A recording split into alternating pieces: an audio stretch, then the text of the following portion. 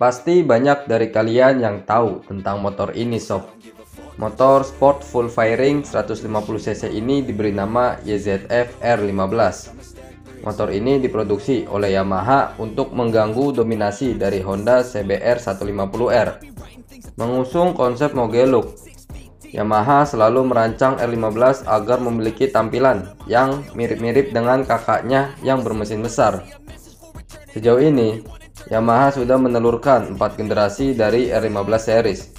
Namun, apakah kalian tahu awal perjalanan dari R15 series hingga menjadi idola di segmen sport full fairing 150cc? Jadi, di video kali ini, Mimin mau mengajak kalian untuk membahas perjalanan dari Yamaha R15.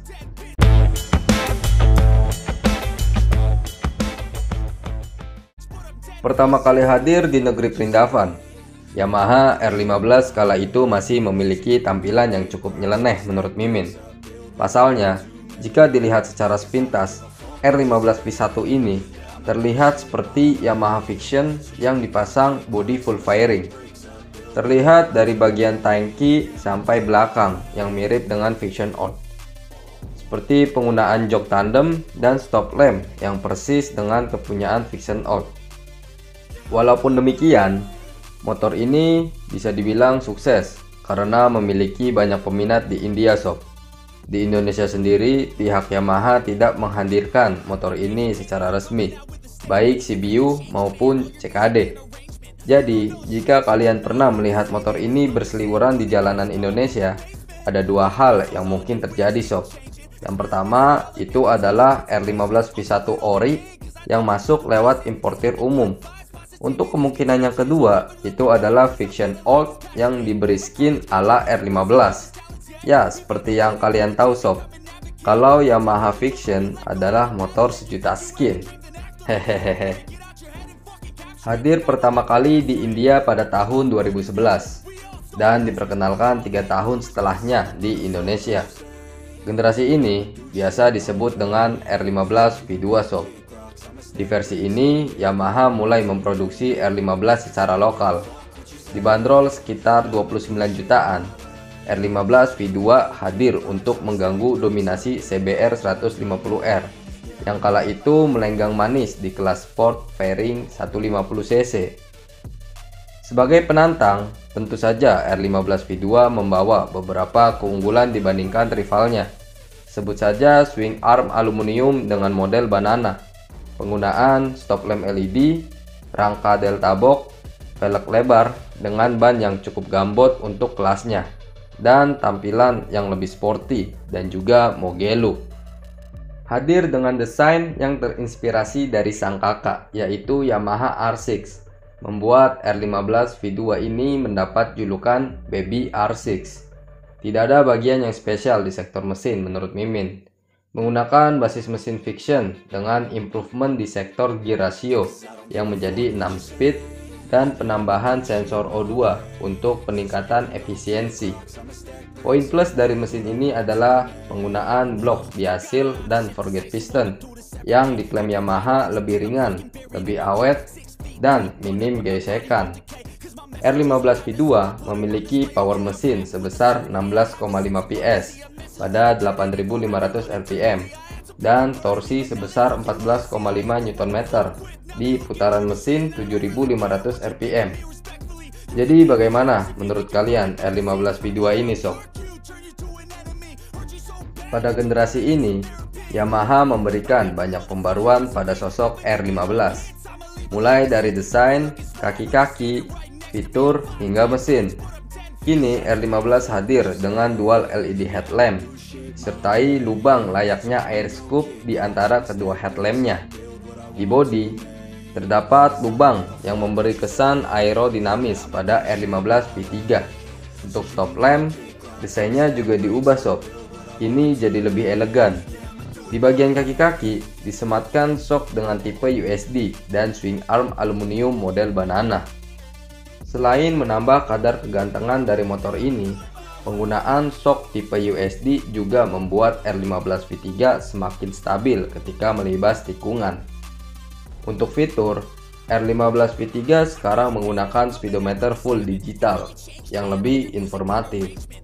Di bagian tangki, kini R15 menggunakan model tangki dengan kondom plastik sob. Di sektor mesin, Yamaha memberikan banyak upgrade. Tetap menggunakan tipe mesin SOHC LC4V, namun dengan kapasitas yang naik menjadi 155 cc, ditambah dengan fitur VVA dan juga assist and slipper clutch.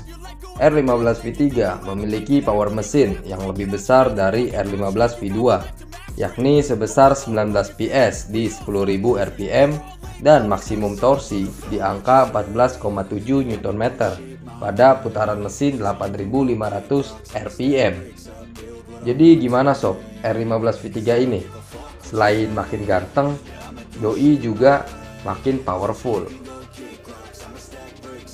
Pada tahun 2021, Yamaha kembali memberikan update pada motor ini. Di generasi ini, Yamaha membuat dua versi dari R15.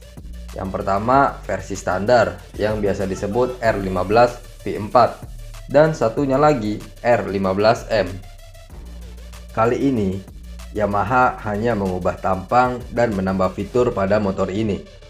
Hal yang terlihat berubah adalah headlampnya sob. Kini, R15 menggunakan single headlamp yang diletakkan pada lubang ala-ala airscope. Di posisi yang tadinya diisi dual LED headlamp, kini diganti dengan DRL berdesain agresif.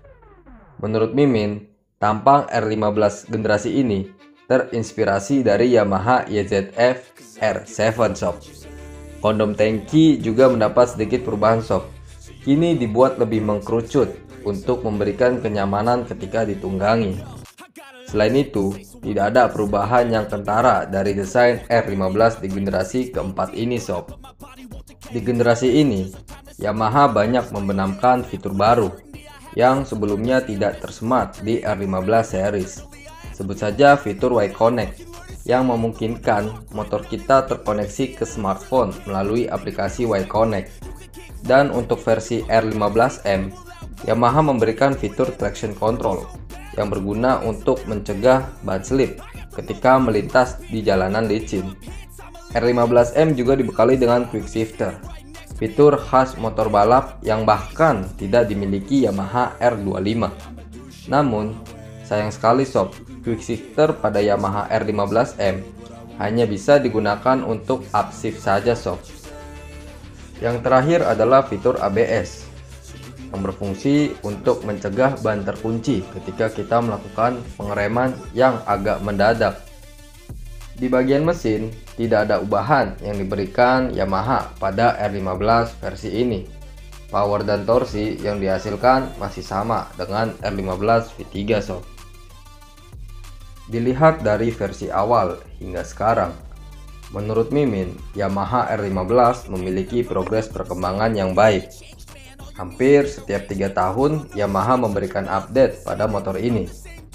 Kalau menurut Mimin, akan lebih bagus lagi jika di versi selanjutnya Yamaha mulai membekali R15 dengan mesin DOHC.